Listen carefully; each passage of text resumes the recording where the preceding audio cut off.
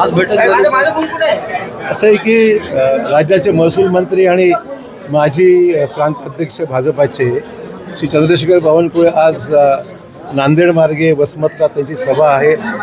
लातूर आणि इतर ठिकाणी जाणार आहेत. ते नांदेड येत असताना मंडळ अध्यक्ष आणि पदाधिकाऱ्यांच्या प्रमुख भेटी इथे त्यांनी घेतलेल्या आहेत. थोडक्यात त्यांनी महापालिकेच्या पूर्व तयारी संदर्भामध्ये काय अपेक्षित आहे याही बाबतीमध्ये सूचना केलेल्या आहेत आणि काही लोकांचे पक्षप्रवेश या ठिकाणी झालेत. आपण पाहिलं की माजी महापौर सतीश देशमुख, माजी महापौर आपले जयश्रीताई पावडे, सध्या आमचे पावडे त्यांची पत्नी, सर्व आज आणि इतरही पदाधिकारी विकी आहे आणि बाकी यांचा आज प्रवेश झालेला आहे. त्यामुळे भाजपमध्ये येणारी संख्या निश्चितच वाढत चाललेली आहे आणि याचा संकेत आहे की वातावरण हे भाजपला अनुकूल आहे. हा विषय युतीबाबत काही चर्चा वगैरे झाली? युती शिवसेनेशी चर्चा करण्यासंदर्भामध्ये एक 5 लोकांची समिती यांनी गठीत केलेली आहे आणि ती समिती आणि त्यांचे 5 लोक जे त्यांनी नियुक्त केलेले आहेत यांची चर्चा आज उद्या अपेक्षित आहे.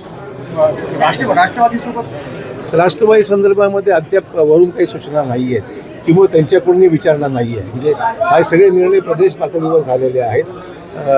भाजपा आणि शिवसेना आमच्या वरिष्ठ नेत्यांनी म्हणजे देवेंद्र फडणवीस साहेबांनी आणि एकनाथ शिंदे चर्चा झालेली आहे आणि त्या चर्चेप्रमाणे आता जिल्ह्यात ही चर्चा आता सुरू झाली आहे. राष्ट्रवादी संदर्भामध्ये अजून कुठे इन्स्ट्रक्शन्स आम्हाला प्राप्त नाही आहेत.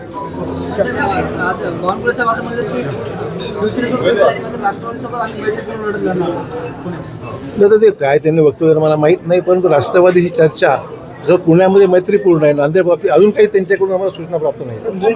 मुंबईमध्ये काँग्रेस सोबळावर लढती आज घोषणा पण केलेली आहे गायकवाड यांनी. ठीक, काँग्रेससोबत कोणी यायलाच तयार नसेल तर त्याला पर्यायच काय शिल्लक आहे? मागच्या काळामध्ये आपली महानगरपालिका होती, यावेळेस निश्चित येईल ना. भाजपचा सर्वात मोठा पक्ष भाजपच राहणार आहे आणि भाजप हा बहुमताने आपली संख्या असल्यामुळे भाजप सत्ता स्थापन मित्र पक्षाबरोबर करेल.